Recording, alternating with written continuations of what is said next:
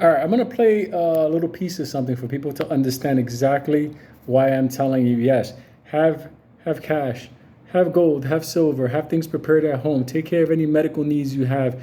Try to this year be on top of things. But I want to explain something to you. One of the reasons why I'm pointing out certain cryptos is just because you need to have money in an account that you can use. It's liquid. May not be a U.S. bank account keeping cash. Let me just tell you something. I'm going to play something for you to understand the health and well-being of the United States government, our U.S. dollar, and everything else like that. Just hear it for a second. I wish I had good information for you or positive information, but I have facts, and I don't know how encouraging it is, but it's factual, and I think you need to know.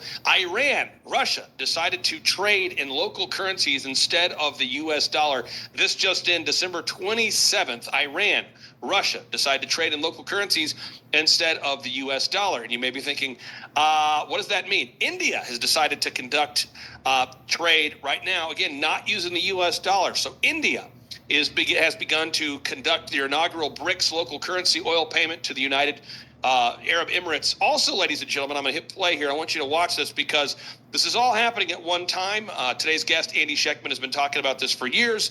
But let's start off here with Colonel McGregor breaking it down. Here we go. 20% of the transactions that Russia conducts are in dollars. Well, Russia is part of BRICS. Russia is about to become president of BRICS next year.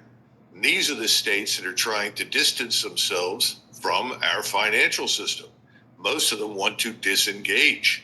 They're moving towards gold-backed currency, something we cannot do without ultimately confronting default almost immediately. General Flynn, Douglas McGregor is a very respected individual. He's a friend of yours. Why does this matter for anybody watching out there who's a soccer mom, soccer dad? Why does that matter, sir? Well, number one, Doug McGregor is a terrific guy. He's an amazing veteran military expert, and I consider him one of the foremost military experts, frankly, in the United States of America, if not the world, about what's going on globally. The reason why Doug is so concerned, and he's highlighting this specific issue, is because the economic strength of a nation has everything to do with their military capacity and capability for the kinds of things that we are now engaged in overseas. I mean, we have two carrier strike forces in the Mediterranean. We have one down in the Arabian Sea. We probably have half of one or a full up one in the Persian Gulf. And so if we see this shift away from the U.S. dollar, as Doug knows well, and we'll talk about here shortly, and we go into default, meaning the United States goes into default. It's like a business going bankrupt. You just can't pay your bills anymore.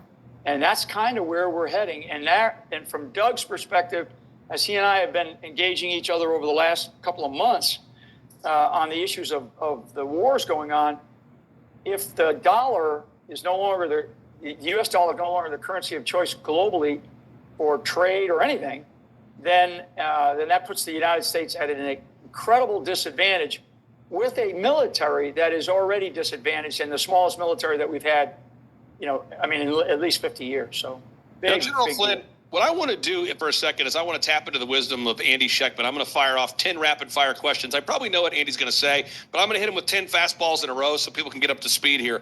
So, Andy Schectman, I want to ask you here. Brazil, Russia, India, China, South Africa, they are adding additional countries to the BRICS bloc starting January 1st. Why does that matter for our listeners, sir?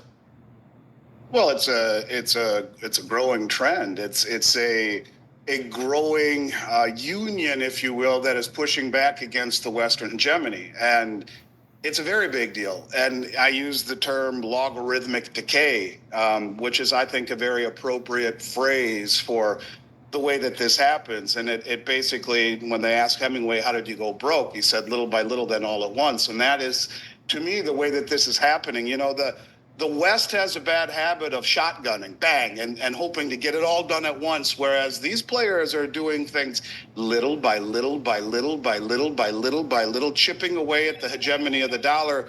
And in cryptocurrency, they talk at mass adoption. Well, the same thing is true here. You are seeing mass adoption. Not only do you have Brazil, Russia, India, China, South Africa, you have the 5 other countries that will be full-fledged members as of January 1st.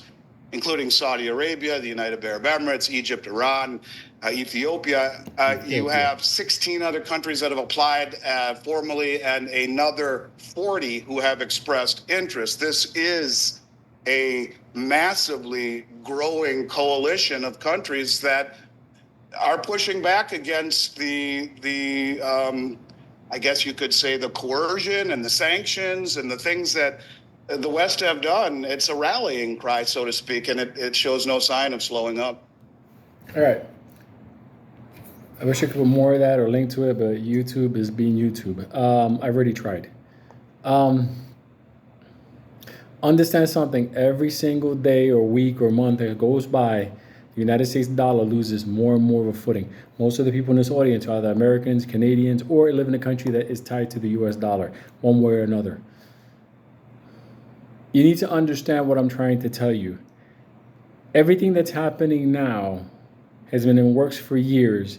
And when it happens, America is not going to be able to stand in this fight. You can talk about, no, we have the election, we can fix things. You can't fix this.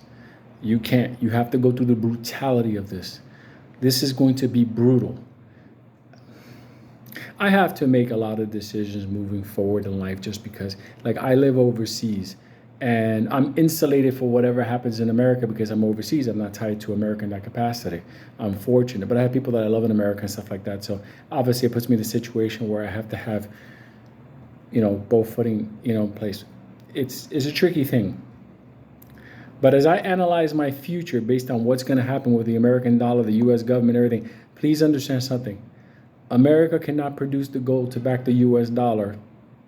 In order to back it in oil, it's going to take a long time. In the process of it, they're going to have to raise interest rates to levels that are unspeakable in order to try to control the prices. But before they do that, they're going to drop the interest rates in order to try to make it easy peasy for everybody during the election year. Understand that there's no solution to what they're trying to do. America will have to default. And when it defaults, it's going to happen in a matter of seconds. Okay? Please understand, one of the reasons why everything is happening the way it is right now in our country, the level of criminality, is because the people that understand what's going on, they know this is all going to fucking go bye-bye. You need to understand a big change is coming. Now, as far as our coin, as far as XRP, the ODL payment service, everybody knows it's the only way all these BRICS countries are going to be able to move money back and forth to each other on a daily basis outside the United States system. And that's why all the banks are implementing it there. You ever wonder why that coin is being attacked so much?